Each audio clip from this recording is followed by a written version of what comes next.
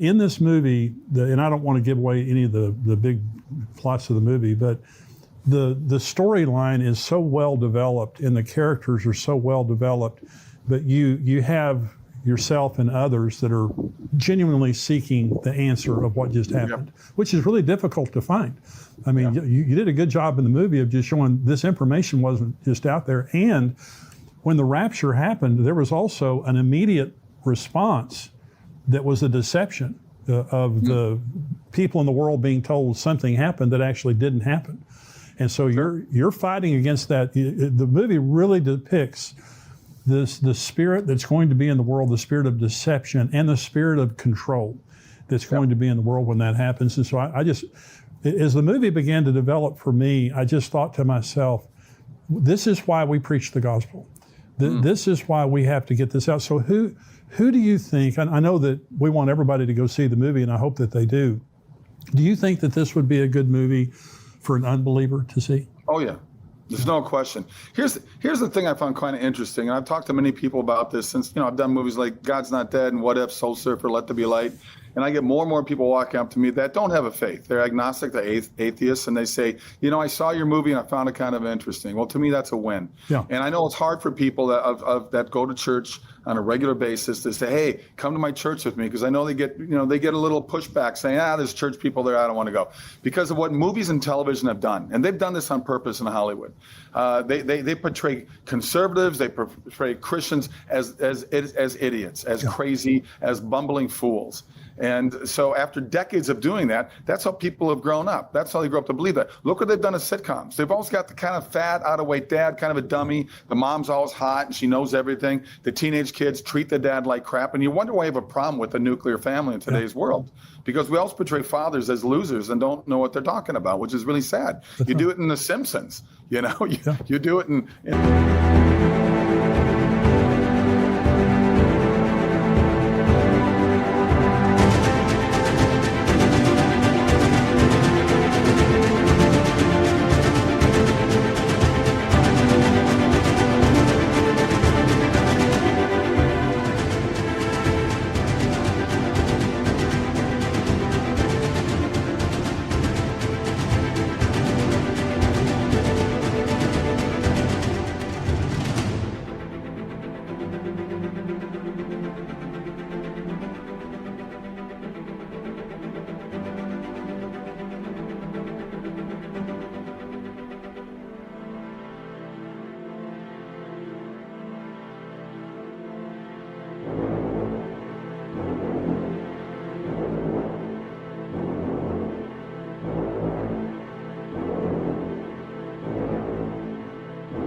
Family Guy. The dad is always the loser. So I'm trying to do movies that show that the positive things that are happening out there in the world right now. And this movie, I think, if you get people to show up, say, hey, do you want to go to a movie? Because it's easier to get people to go to a movie. And I got to throw this in. We get a 4-day run with this, all right? Because things have changed since the whole COVID fear factor, okay? It's harder to get independent movies in theaters. So if you support this movie like you did in my movie God's Not Dead and Let There Be Light, we'll get a longer run, because I don't have a $100 million advertising budget like James Cameron does for $300 million Avatar movies. I can't show the trailer on every football and basketball game. We need word of mouth. And that's what happened with God's Not Dead and Let There Be Light. And we need that again, because I get stopped all the time by people saying, please make more movies like this. And there's 80 million homes in America that want these kind of movies. But if they don't hear about it, then they don't know. So we need word of mouth by all the people that follow your show as well. Fill up these theaters. If you fill them up, it will get more coverage. It'll get a second week, a third week, and a fourth week. And this is a positive movie out there, because Walt Disney said back in the 1950s, movies and television will influence our youth. Well, you see what has happened over the last 50, 60 years. Yeah.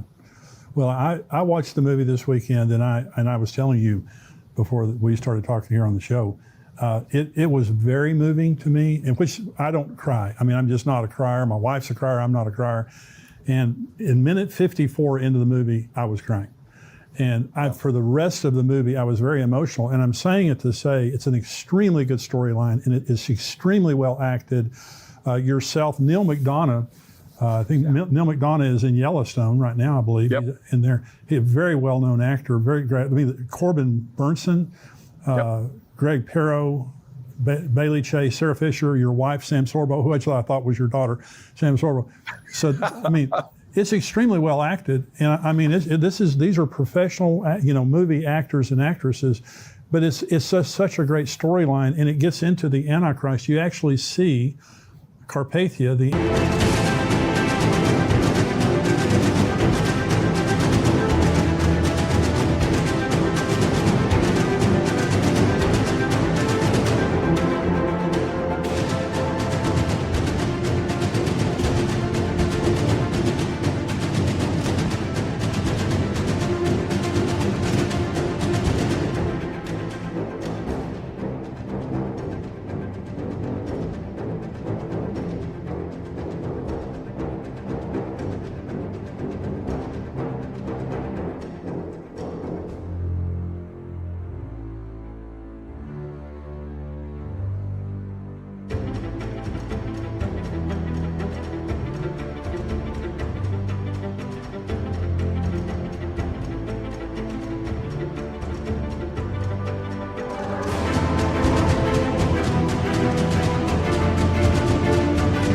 Antichrist arriving on the scene in the movie. It's chilling. When you see these things, you read about them, and I read all the Left Behind books, but when you see it and done in such a very good manner, very quality manner, it moved me. And I'm saying that to say, I think that we have an audience that really, this is endtimes.com. So this is an end times audience that watches what we're going to see. And so they're going to be into this big time. I want people to show this to their family and friends, especially unsaved friends. If you have someone, this is the perfect opportunity. If a person would just sit down and watch this movie, I guarantee it would touch their heart. It touched my heart. And I was thinking when I was watching the movie of the people that I hope see this movie. And so I want people to watch it. And so what to you, when you're making this movie, what to you are some of the most important aspects of the movie or parts of the movie that you can talk about? There's a couple of parts that really hit home. There's a scene where I go to visit my wife. I mean, her church, all right, that she used to go to. And maybe, I took it upon my character to be a CEO Christian. He wasn't a believer, but he would go there for Christmas. He'd go there for Easter. So he was a CEO Christian, right? And so he knew where the church was. He finally, 6 months after the rapture, after sort of looking at his wife's Bible, looking at all the highlights she had and all the notes she took, and sort of like reading her diary, so to speak, to try to find out where he went lost and where he didn't listen to her, because he knows she was right. That he knows that it was the rapture. So he finally makes his way to the church. Who does he see in the church? The pastor. Pastor got left behind, and I'm not shocked by that. People would be shocked by that, but I'm telling you right now, you look at our world today, and that's why we made it more modern day. Look what pastors are doing in churches right now with this woke culture and cancel culture. I do a lot of speaking events. I do a lot of pro-life speaking, Christian education, and there's always somebody at the cloth within the audience, and I know they're there. And I say, you know what, you guys have to remember as a pastor, you work for God. You don't work for government.